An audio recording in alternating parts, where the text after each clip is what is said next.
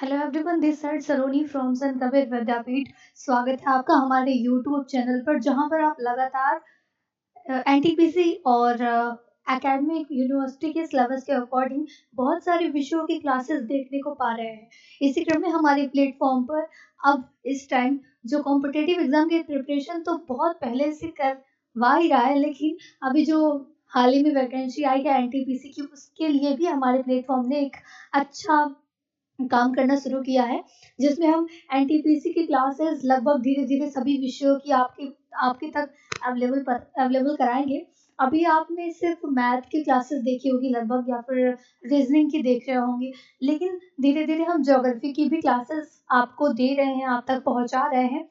और मुझे आप लोगों ने देखा होगा, जब भी मैं बीए की क्लासेस लेती हूँ ज्योग्राफी की, उसी क्रम में आज हम एनटीपीसी में ज्योग्राफी के संबंधित कुछ सारे क्वेश्चन लेकर के आए हैं, जिसको आप अगर बहुत ध्यानपूर्वक सुनेंगे और जानेंगे तो ये आपके लिए बहुत हेल्पफुल होने वाला है। तो आइए इस टाइम को इन्वेस्ट करते हैं, इसको बर्बाद नहीं करते हैं और अपनी क्लासेस को स्टार्ट करते हैं। पिछली क्लास में आपने देखा होगा कि कैसे हम धीरे-धीरे अपने सिलेबस के अकॉर्डिंग आगे बढ़ रहे हैं। Wait a second.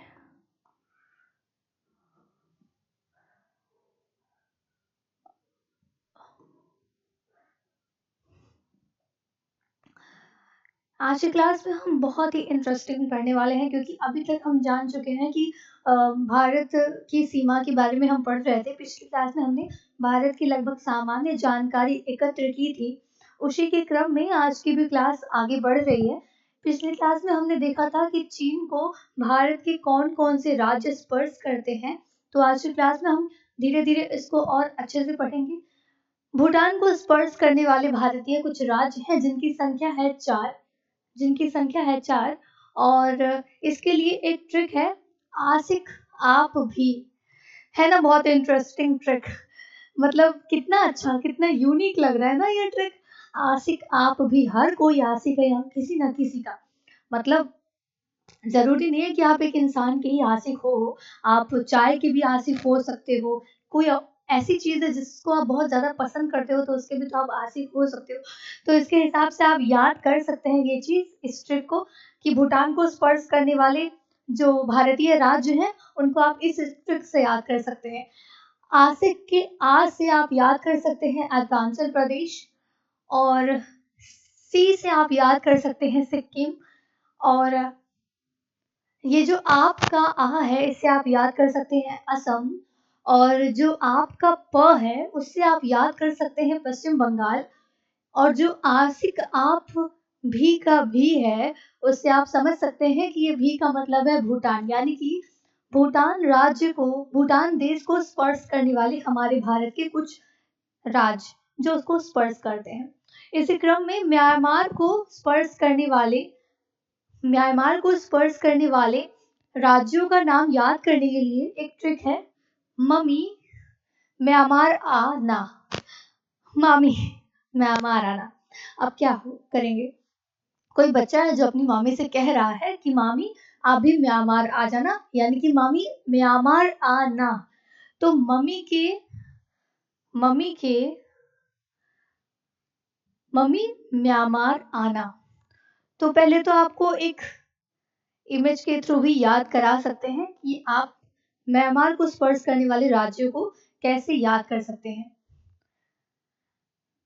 ये आप देख रहे हैं, ये हमारा म्यांमार का क्षेत्र है। ये हमारा म्यांमार का क्षेत्र है। आप देख पा रहे होंगे, ये म्यांमार का क्षेत्र है। और ट्रिक क्या है? मम्मी म्यांमार आना। क्या ट्रिक है? मम्मी म्यांमार आना। अब इस आ से हम समझते हैं सबसे पहले क्या है। इस आ से है अरुणाचल प्रदेश। इस आ से है अरुणाचल प्रदेश। ना से है ये हमारा नागालैंड। ना से है ये नागालैंड। और म से है, ये जो म है इससे है मणिपुर। मणिपुर आप देख रहे हैं। और मम्मी के जो मी वाला है वर्ड है, उससे आप समझ सकते हैं मिजोरम। तो ये जो राज्य हैं भारत के, वो म्यांमार को स्पर्श करते हैं। क्या करते हैं? म्यांमार को स्पर्श करते हैं। म्यांमार को स्पर्श करते हैं। अब आप मैप के थ्रू भी समझ चुके होंगे कि इसका मतलब क्या है। अब इसी क्रम में हमको ये भी जान लेना चाहिए कि नेपाल को स्पर्श करने वाले कौन कौन से भारत के राज्य हैं। उसके लिए आप इस ट्रिक का इस्तेमाल कर सकते हैं, ऊपर ऊपर 20 खंड। ये एक ट्रिक है जिससे आप याद कर सकते हैं कि नेपाल को स्पर्श करने वाले राज्य कौन कौन से हैं। ऊपर से हमारा प्यारा उत्तर प्रदेश, प से हमारा पश्चिम बंगाल और र इसमें साइलेंट है। बी से है बिहार, स से है सिक्किम और खंड से है उत्तराखंड। आइए देखते हैं कि नेपाल को स्पर्श करने वाले कौन कौन से राज्य हैं। क्या है? ऊपर 20 खंड। ऊपर के ऊ से मैंने क्या बताया कि हमारा प्यारा उत्तर प्रदेश है। हमारा प्यारा उत्तर प्रदेश है ऊपर 20 खंड से, जो हम क्योंकि नेपाल को स्पर्श करने वाले राज्यों का नाम हम ट्रिक के जरिए याद करते हैं, तो वो ट्रिक क्या है? ऊपर 20 खंड। तो उस ऊपर की ओ से है हमारा प्यारा उत्तर प्रदेश, इसमें प से है पश्चिम बंगाल। आप देख सकते हैं ये पश्चिम बंगाल का यहाँ पे स्पर्श कर रहा है, पश्चिम बंगाल का क्षेत्र नेपाल को। ऊपर र साइलेंट, बी से है बिहार, बी से है बिहार जो कि नेपाल को स्पर्श कर रहा है। बी स, जो 20 का स है उससे सिक्किम, और खंड से है हमारा सुंदर सुंदर उत्तराखंड। तो आप देख पा रहे हैं कि नेपाल को स्पर्श करने वाले राज्यों को भी हमने याद कर लिया। हम कैसे इसको याद करेंगे? ऊपर 20 खंड। इस ट्रिक के जरिए हमने याद कर लिया कि नेपाल को स्पर्श करने वाले राज्य कौन कौन से हैं। आइए जानते हैं पाकिस्तान को स्पर्श करने वाले हमारे भारत के कौन कौन से राज्य हैं, क्योंकि पाकिस्तान हमारे पड़ोसियों में एक ऐसा पड़ोसी राज्य है।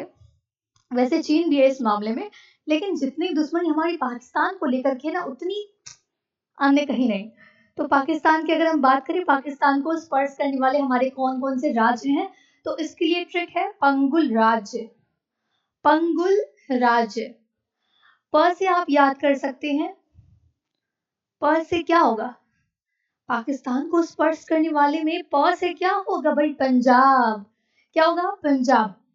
ये है पाकिस्तान, ये है पाकिस्तान। इसके लिए क्या है ट्रिक?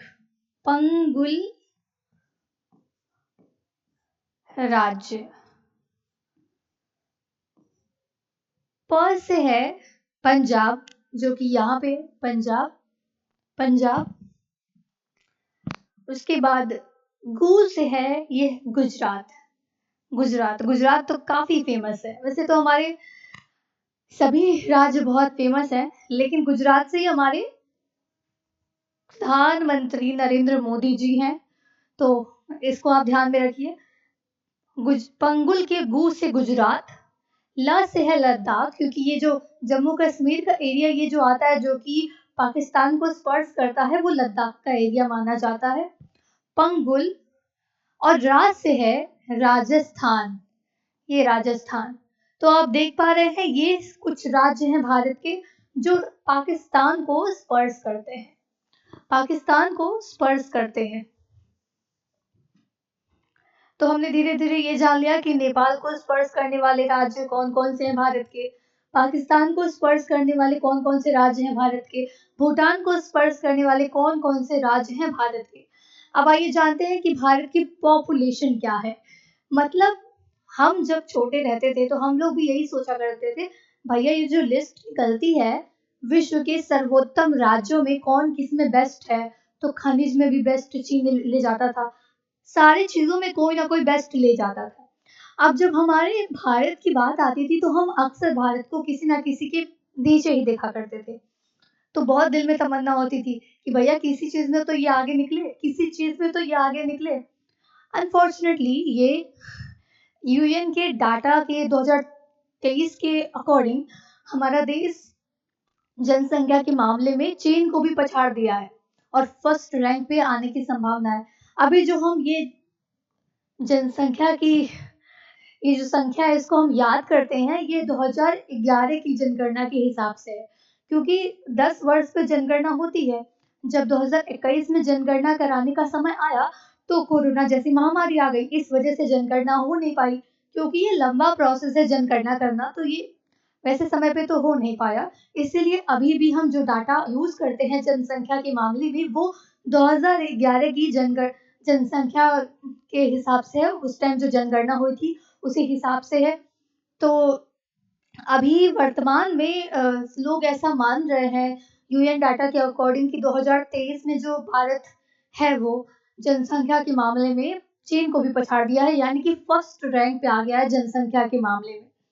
और अगर हम एरिया की बात करें, अपने एरिया की बात करें अगर अपने भारत देश की, अपने सुंदर भारत देश की, तो ये आप संख्या देख सकते हैं, 3287 वर्ग किलोमीटर को लेकर के हमारा जो भारत देश है वो 7th रैंक पे विश्व में क्षेत्रफल की दृष्टि से 7वें रैंक पे माना जाता है। और अगर हम ये जो जनसंख्या है, ये जो भूमि क्षेत्र है जो भारत के द्वारा प्राप्त है, जो भारत की सीमा के अंतर्गत आता है, ये विश्व का केवल 2%, 2.43% का हिस्सा है।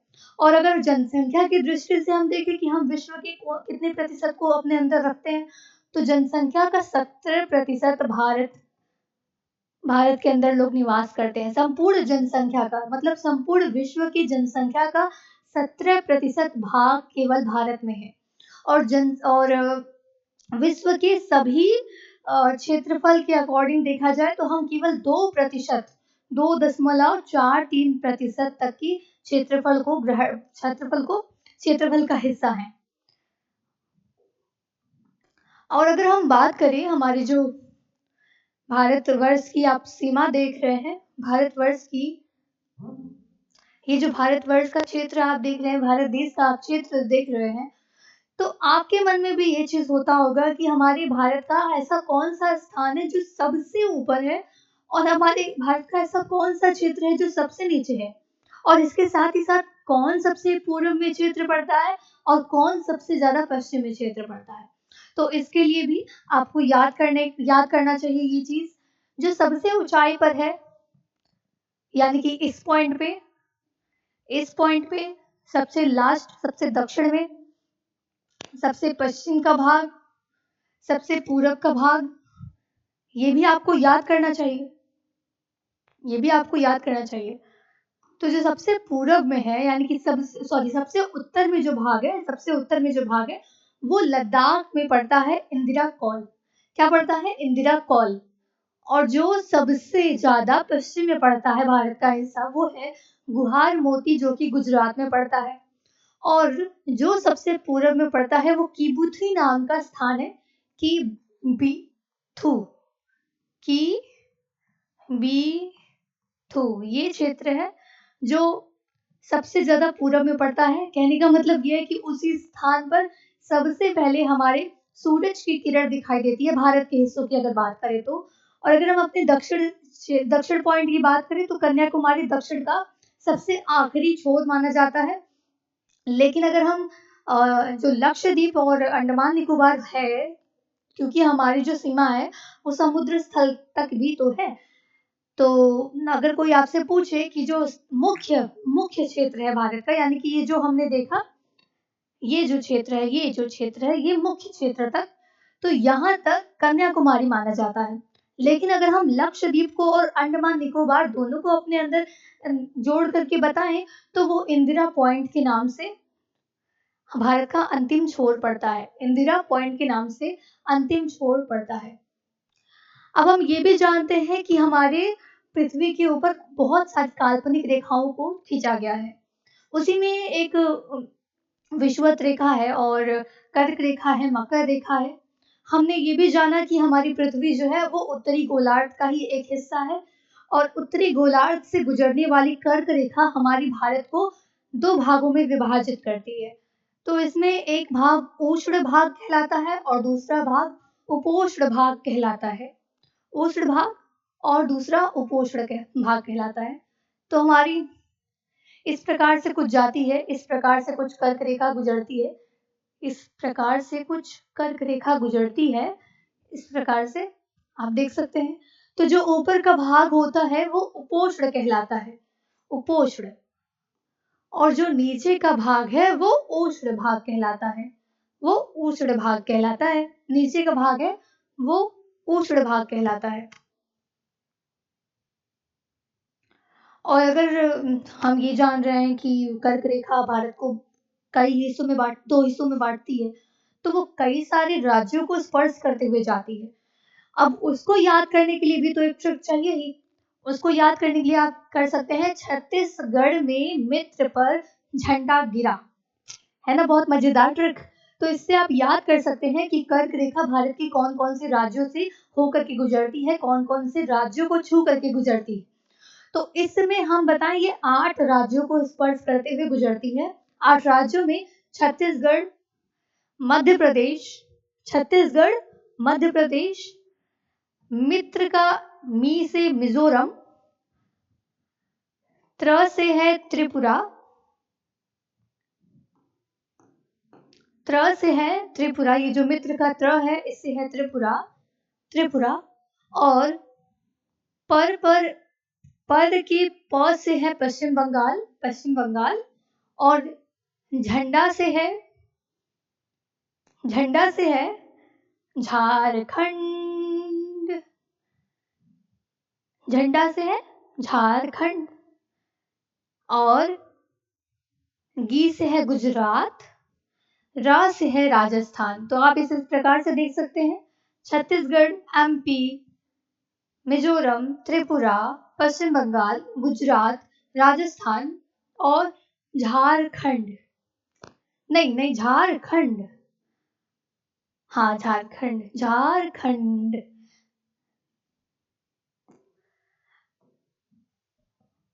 और केवल कर्क रेखा ही नहीं बल्कि जो देशांतर रेखा है, तो जो देशांतर रेखा हमारे भारत को छूते हुए गुजरती है, क्योंकि ये जो ऊर्ध्वाधर रेखा है, ऊर्ध्वाधर रेखा है पृथ्वी पर, वो देशांतर रेखा कहलाती है।